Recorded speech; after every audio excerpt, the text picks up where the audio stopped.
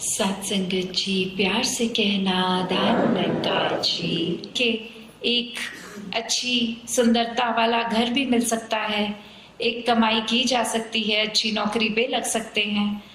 पर बात वही कि अगर कोई अनएम्प्लॉयड भी है तो भी वो एक नेक इंसान हो सकता है, और अगर किसी के पास धन बहुत है वो भी सीख हो सकता है, क्योंकि ये कभी भी इंसानियत और रूहानियत का जो ये बात है, इसने तो कभी भी मटीरियलिस्टिक रूप से नहीं जुड़कर होना होता।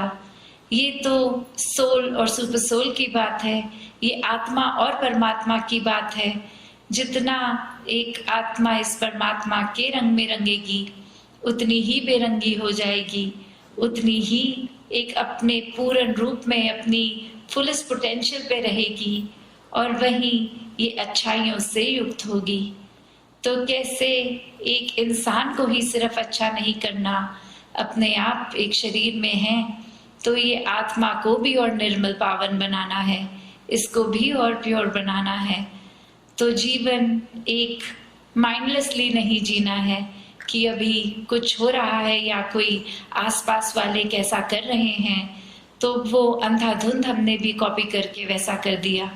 हर सिचुएशन में सोच के, क्योंकि इस दातार ने अगर दिमाग दिया है तो उसको प्रयोग करने के लिए ही दिया है, उसको गलत तरीके से प्रयोग नहीं, सदुपयोग करने के लिए पूरा ये तन मिला है। तो इसको इतना हमारा अगर स्ट्रेंथ है तो किसी को गिराने के काम नहीं लाना, किसी को उठाने के काम लाना है। अगर एक मन में एक हमारे कुछ थॉट्स भी आ रहे हैं जो लाइफ चेंजिंग हो भी सकते हैं, तो उसको हमें उसी तरह करना है, ना कि एक नेगेटिविटी में इंडल्ज करना है, ना कि किसी सही रास्ते जाते वाले को एक उलझा के उसको भी एक भ्रमित कर देना है।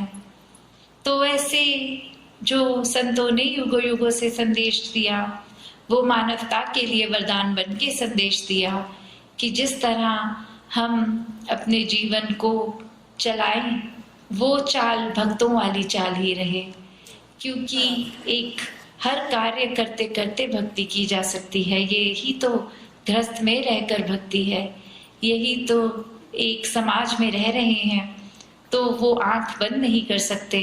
समाज में बहुत बुराइयां भी हैं, उसको भी अगर बदलना है, एक जो हम ये सोशल वेलफेयर की बात करते हैं, एक चैरिटी की बात करते हैं, वो भाव भी आ रहे हैं तो कहाँ से आ रहे हैं?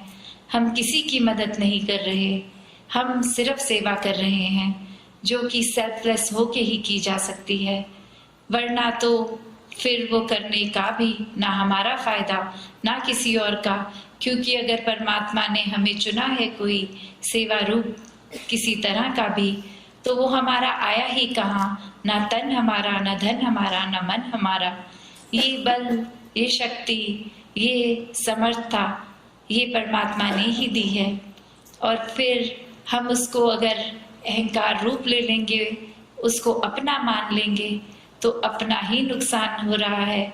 जैसे अभी विचार में सुना कि एक जलता कोयला पकड़ा है, तो वो कोयला हमें अगर हम दूसरे की तरफ भी फेंकेंगे तो पहले तो अपना ही हाथ जलेगा, फिर पता नहीं हमारा एम कितना ठीक है, दूसरे तक लगेगा भी कि नहीं, और अगर ठीक लग भी गया तो उसको थोड़ी देर पर ज्यादा देर वो हमारे हाथ में है।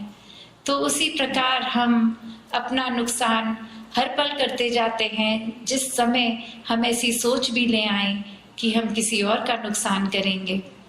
एक किसी और का इंटेंशनल नुकसान ना भी हो तो भी एक अंदर हमें पता लग जाता है कि ये जो एक अक्सर टर्मिनोलॉजी क्लियर कॉन्शियस की बात होती है कि ये तो पता खुद को है, हर कोई अपना अंतर्यामी है, कि हम अगर किसी की बात कोट भी कर रहे हैं तो उसके पीछे हमारी इंटेंशन क्या है? क्या हम कोई अपने वेस्टेड इंटरेस्ट को पूरा कर रहे हैं, या वाकई ही हम किसी के लिए परोपकारी हृदय रख रहे हैं?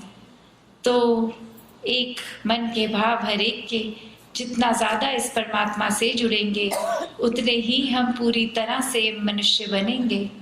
और हर कोई अगर इस मनुष्य जीवन में, इस मनुष्य शरीर में आया है तो वो एक लिमिटेड ना रहे, ये निराकार विशाल है, बाउंडलेस है, लिमिटलेस है। तो ये अगर शरीर की हमारी कन्फाइनमेंट है भी, सिमरन सत्संग करते हुए निराकार से जुड़े रहें। साथ संगत जी, धन निरंकार जी।